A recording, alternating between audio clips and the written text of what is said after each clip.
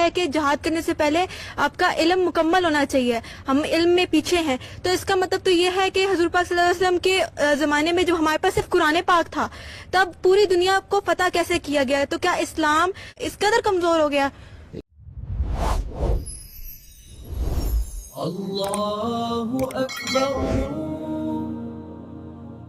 غامدہ صاحب، میرا سوال یہ ہے کہ ہم اگر سپوز کرتے ہیں کہ ہم ایک ایسی سلطنت کے باشندے ہیں جس کی جو حکمرانی کرتے ہیں وہ طاغوتی طاقتیں ہیں اور ان پر سامراجی حکومتوں کا بہت چھاپ ہے، اور اگر اس طرح ہوتا ہے کہ کسی اور ملک پر، سلطنت پر بہت ظلم ستم ہوتا ہے اور جہاد لگتا ہے کہ نافذ ہو چکا ہوا ہے، لیکن حکومت کسی بھی صورتحال میں جہاد کا حکم نافذ نہیں کر رہی ہے، اور ہم کیا خاموش تماشائی بن کے بیٹھ جائیں کہ ان پر ظلم ہو رہا ہے اور ہم ان کی مدد کر بھی سکتے ہیں لیکن حکومت اس کا اعلان نہیں کر رہی ہے، تو کیا ہم خاموش تماشائی بن کے بیٹھے رہیں؟ یہ میں نے کبھی نہیں کہا کہ آپ خاموش تماشائی بنیں. آپ کو اپنی حکومت کی اصلاح کے لیے میدان میں نکلنا چاہیے. آپ اپنی قوم کو ہموار کریں, آپ اس کی تربیت کا کام کریں. حکومتیں ایسے ہی نہیں مسلط ہوتی, قوم گر جاتی ہے پستی میں جب حکومتیں مسلط ہوتی ہیں. لیکن اگر اس طرح ہو کہ سسٹم بہت کرپٹڈ ہو اور اگر ایک گروہ آواز اٹھاتا ہے تو یہ وہ بات نہیں آ جاتی کہ حکومت کی ریٹ جو ہے وہ چیلنج ہو گئی ہے؟ ایسا کبھی نہیں ہوتا. جب آپ پرامن طریقے سے آواز اٹھاتے ہیں تو اللہ بھی آپ کی مدد کرتا ہے, دنیا کا بین الاقوامی قانون بھی آپ کی مدد کرتا ہے. اگر آپ پہلے ہی مرحلے میں وائلنس اختیار کریں گے تو پھر تو دنیا کی ہر طاقت آپ کے خلاف ہوگی.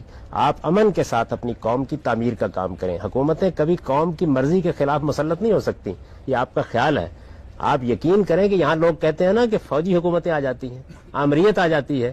میں نے دیکھا ہے اپنی آنکھوں کے ساتھ, قوم منتظر ہوتی ہے اس کی تب آتی ہیں. اگر ہماری قوم کی تربیت ہو کہ وہ ہر حال میں نفی کر دے.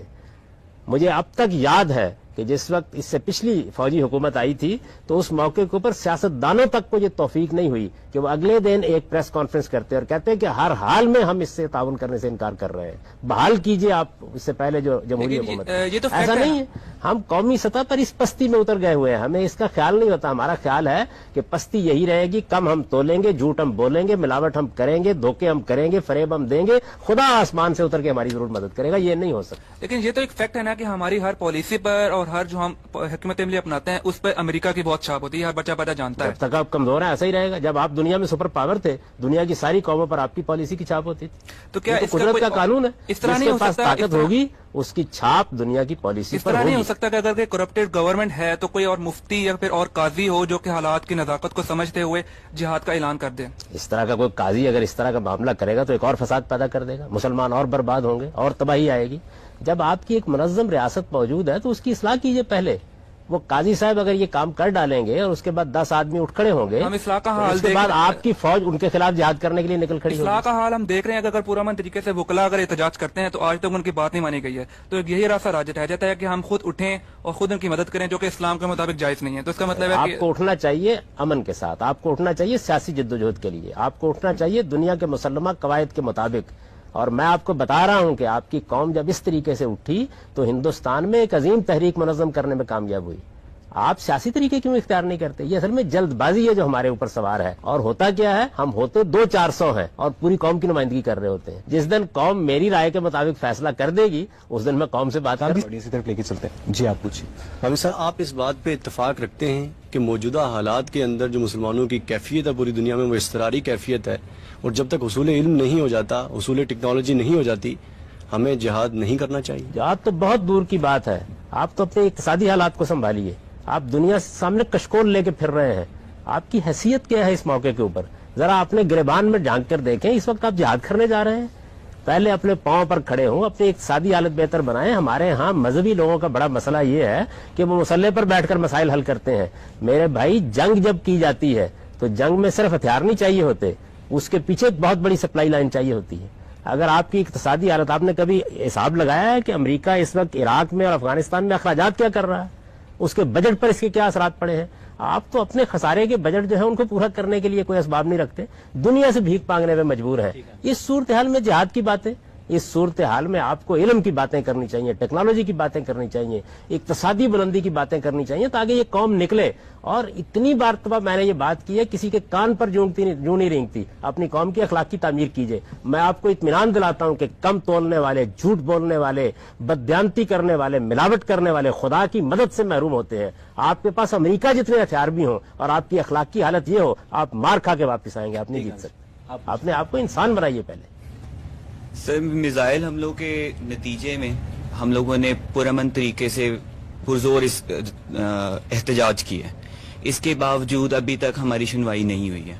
اگر ایسی کوئی بڑی مصیبت ہم پہ نازل کر دی جائے اور ہماری حکومت جو ہے باہمی طور پہ یہ سوچ لے کہ ہمیں جہاد کرنا چاہیے، تو اب ایک ملک اس دنیا میں الگ تو نہیں ہے. اگر ایک ملک جنگ کرے گا تو اس کا پورا بلاک یا اس کے جتنے الائز ہیں وہ سارے اٹیک کریں گے. تو آپ کو نہیں لگتا کہ اگر ہم اس سٹیج کے لیے انتظار کریں تو ہم ایک ورلڈ وار 3 یا تیسری جنگ عظیم کا آغاز کر بیٹھیں گے؟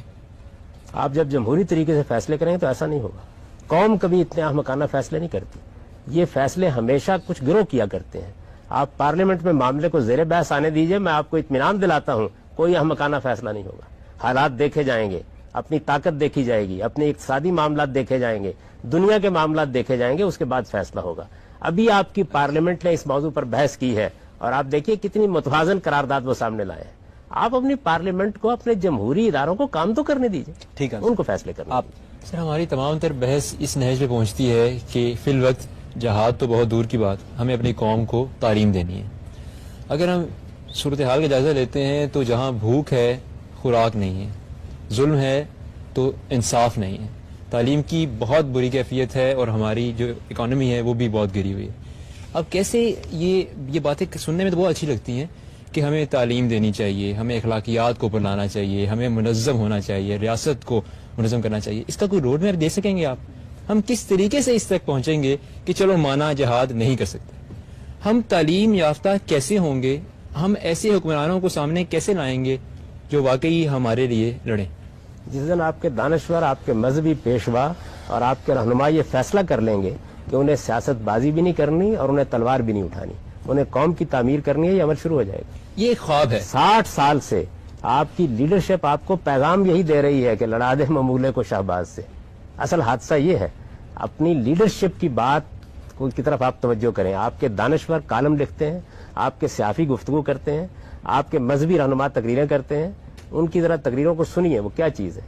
کیا انہوں نے اپنی ساری جد و جہد کا مرکز اور محور تعلیم کو، اقتصادی حالات کی بہتری کو اور اخلاقی تعمیر کو بنایا ہوا ہے؟ اس وجہ سے قوم کا کوئی قصور نہیں ہے، کوئی کرنے کے لیے تیار ہی نہیں ہے. ہر وقت ہم اس کو سبق ہی یہی دیتے ہیں کہ اٹھو.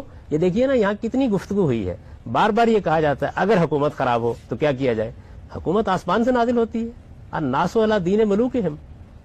یہ تو معلوم ہے کہ جس وقت بادشاہ ہوتے تھے لوگ ان کی پیروی کرتے تھے. جمہوریت ہے تو اب لوگوں کی پیروی حکومتیں کرتی ہیں، لوگ فیصلہ کرتے ہیں. آپ اپنی قوم کی تعمیر کا کام کرنے کے لیے نکلے کب ہے کہ تعمیر نہیں ہوئی.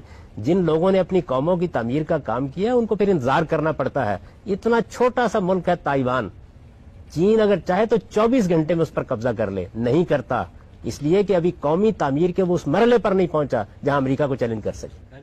یہ ہوتی ہے ان قوموں کی اسٹریٹجی اور حکمت عملی جو حالات کو سمجھتے ہیں. یہ ہم احمق ہیں کہ قبل از وقت ہر طرح کا اقدام کر کے ہم اپنی طاقت کو تباہ کر کے واپس آ جاتے ہیں. گاندھی صاحب، میرا سوال یہ ہے کہ آپ نے کہا ہے کہ جہاد کرنے سے پہلے آپ کا علم مکمل ہونا چاہیے، ہم علم میں پیچھے ہیں، تو اس کا مطلب تو یہ ہے کہ حضور پاک صلی اللہ علیہ وسلم کے زمانے میں جو ہمارے پاس صرف قرآن پاک تھا، تب پوری دنیا کو فتح کیسے کیا گیا؟ تو کیا اسلام اس قدر کمزور ہو گیا؟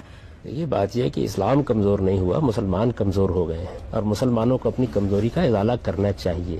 رسالت مآب صلی اللہ علیہ وسلم کے زمانے میں یہ ٹیکنالوجی نہیں تھی، یہ علم نہیں تھا. اس طرح طیارے آسمان سے بم نہیں برساتے تھے.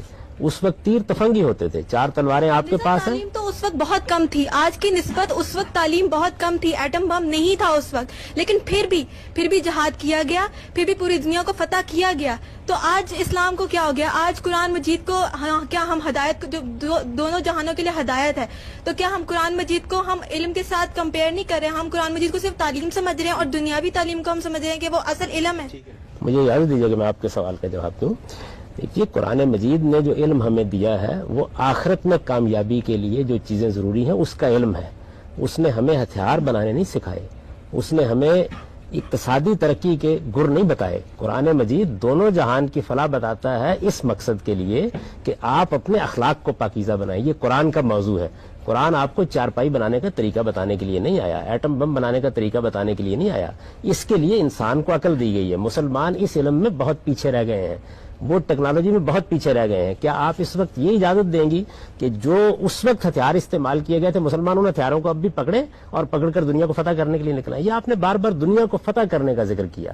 اس کا مطلب مطلب یہ ہے کہ اسلام گویا دنیا کو فتح کرنے کے لیے آیا ہے؟ نہیں، اسلام دلوں میں اترنے کے لیے آیا ہے. وہ اپنے استدلال سے دلوں کو مسخر کرتا ہے. اس وقت جو اقدامات کیے گئے تھے ان کی تفصیل آپ دیکھیے کیا ہے. رسالت مآب صلی اللہ علیہ وسلم پر اللہ تعالیٰ نے اپنا کلام اتارا، ایک پیغمبر کی حیثیت سے آپ نے اللہ کی حجت تمام کر دی، اس کے بعد لوگوں کو سزا دی گئی. وہ خدا کا فیصلہ تھا. ہمارے لیے جو قانون ہے وہ یہ ہے کہ ہمیں اپنی طاقت بھی میسر کرنی ہے، زمانے کا علم بھی حاصل کرنا ہے، اور اس کے بعد ظلم کے خلاف جنگ کرنی ہے. یہ بار بار فتح کا لفظ نہ استعمال کیجیے. یعنی ملک گیری کے لیے اور دولت لوٹنے کے لیے اور ملکوں کو تسخیر کرنے کے لیے جہاد نہیں کیا جاتا. جہاد اللہ کی راہ میں جنگ ہے ظلم اور عدوان کے خلاف. وہ انسانیت کو ظلم سے بچانے کے لیے کی جاتی ہے، نہ کہ فتح کے نام پر ظلم کرنے کے لیے کی جاتی ہے. تو مسلمان کمزور ہو چکے ہیں، آخری درجے کی پستی میں گر چکے ہیں، اخلاقی لحاظ سے اتنے پست ہیں کہ آپ مسلمان کی بنائی ہوئی دعا کے بارے میں اعتماد نہیں آج کر سکتے. ذرا دیکھیے تو صحیح آپ کے بازاروں میں کیا ہوتا ہے. جھوٹ ہم بولتے ہیں، بددیانتی ہم کرتے ہیں، کم ہم تولتے ہیں، ملاوٹ ہم کرتے ہیں، دھوکہ ہم دیتے ہیں، فریب ہم کرتے ہیں. اس معاملے میں ہمارا کمال ہے. دنیا کے اندر آپ دیکھیے ہماری عزت کیا رہ گئی ہوئی ہے. اس صورتحال میں خدا آپ کی مدد کرے گا؟ مسلمان اخلاقی لحاظ سے کمزور ہیں، علمی لحاظ سے کمزور ہیں، طبعی علوم میں بہت پیچھے رہ گئے ہیں. جب تک آپ اس میں آگے نہیں بڑھیں گے آپ ظلم کے خلاف بھی اقدام نہیں کر سکتے. صاحب آپ نے یہ بھی فرمایا کہ جو ریاست ہے اسلامی صرف وہی جہاد کا اعلان کرنے کا اختیار رکھتی ہے. نائب صاحب اس کی جو سپورٹ میں آپ قرآن اور حدیث سے کوئی ریفرنس دے سکتے ہیں؟ دیکھیے قرآن مجید میں دو طرح کے احکام دیے گئے ہیں. ایک احکام وہ ہے جن کا مخاطب فرد فیضیت فرد ہوتا ہے. ایک احکام وہ ہوتے ہیں جن کا مخاطب کبھی فرد نہیں ہوتا، وہ ہمیشہ اجتماع ہوتا ہے. اس کی مثال حدود کے احکام ہے. مثال کے طور پر بتایا گیا ہے کہ آپ مجرموں کو یہ سزائیں دیں، تو کیا میں آپ کو اور یہ سزا دے سکتا ہے؟ یہ بات تو اصل میں دنیا کے مسلمات میں سے ہے، اس لیے قرآن کو اسے بیان کرنے کی ضرورت نہیں تھی کہ جو احکام کسی جماعت کو بحیثیت جماعت دیے جاتے ہیں ان پر فرد کو عمل کرنے کا حق نہیں ہوتا، کر ہی نہیں سکتا ان کے اوپر. نہ میں کسی جو مجرم کو سزا دے سکتا ہوں نہ آپ دے سکتے ہیں. میں اپنے سامنے قتل ہوتے دیکھ لوں، اپنے سامنے بدکاری ہوتے دیکھ لوں اور میں قرآن کی آیت پڑھ کے اس کا نفاذ کر دوں گا اس کے اوپر؟ نہیں، مجھے یہ بتانا پڑے گا. چنانچہ ہمارے جتنے علماء اور محققین ہیں سب نے اس کو اسی طرح سمجھا ہے. دنیا بھر میں ایسا ہی ہوتا ہے کہ جب اجتماعی زندگی سے متعلق احکام دیے جاتے ہیں تو وہ ہمیشہ نظم اجتماعی کے ذریعے سے روبہ عمل ہوتے ہیں. اور رسالت مآب صلی اللہ علیہ وسلم نے اس کو واضح بھی کر دیا. آپ نے بتا دیا کہ یہ جو قتال ہے یہ ہمیشہ مسلمانوں کے امام کے تحت ہوگا، اس کی سفر میں ہوگا، یہ اس کے بغیر نہیں ہو سکتا. غام صاحب ویسٹرن اورینٹلسٹس کے نزدیک جو اسلام میں جہاد یا قتال کا تصور ہے وہ ہمیشہ سے فساد کا باعث بنتا ہے، کیونکہ تاریخ شاید ہے کہ کبھی جنگ سے امن قائم نہیں ہوا. تو کیونکہ ہم سے فرائڈ بھی کہتا ہوتا تھا کہ جو امن ہے وہ اصل میں دو جنگوں کا درمیانی وقفے کا نام ہے. تو صاحب میرا سوال یہ ہے کہ جو اسلام کا تصور جہاد ہے وہ 7ویں صدی کے عربوں کی عسکری جبلتوں کی تسکین کے لیے وضع کیا گیا تھا، کیونکہ گاندھی صاحب 21ویں ریاست میں بھلے عملی طور پر نہ صحیح لیکن نظریاتی طور پر ایک جدید قومی ریاست دوسری جدید قومی ریاست کی سرحدوں کا احترام کرتی تھی، جس کا اس دور میں کوئی امکان جس کا ہمیں کوئی مثال نہیں ملتی. یہ بات یہ ہے کہ اگر اسلام نے یہی کرنا تھا تو پھر ان کی اور بھی بہت سی جبلتیں تھیں جس کی تسکین کر دینی چاہیے تھی. پھر اتنے حدود قیود وضع کرنے کی کیا ضرورت تھی؟ اتنی اخلاقی پابندیاں لگانے کی کیا ضرورت تھی؟ یعنی قرآن مجید کے قانون کا اگر آپ مطالعہ کریں تو اس نے اصل میں انسان کے اندر جو جنگ کرنے کے داعیات موجود ہیں ان کی اصلاح کی ہے. جنگ کا تصور آ کے اسلام نے پہلی بار نہیں دیا. جنگ کا قانون تو تورات میں بھی ایسے ہی بیان ہوا ہے، انہی الفاظ میں بیان ہوا ہے. آپ اگر تورات کو اٹھا کر دیکھیں بالکل اسی طریقے سے بیان ہوا ہے. دنیا کی کون سی قوم ہے کہ آج اقوام متحدہ نے جنگ کے تصور کا خاتمہ کر دیا؟ نہیں، حدود بیان کیے ہیں، قاعدے بیان کیے ہیں، ضابطے بیان کیے ہیں. آپ لفظ جہاد میں الجھ جاتے ہیں. جنگ ہے نا، یعنی جہاد کا لفظ ویسے تو قرآن مجید میں صرف جنگ کے لیے استعمال نہیں ہوا، وہ دعوت کی جد و جہد کے لیے بھی استعمال ہوا ہے اور بہت سے مقاصد کے لیے بھی استعمال ہوا ہے. لیکن جنگ کے لیے جب اس کا استعمال کیا جاتا ہے تو اس کے حدود قیود قرآن بیان کرتا ہے.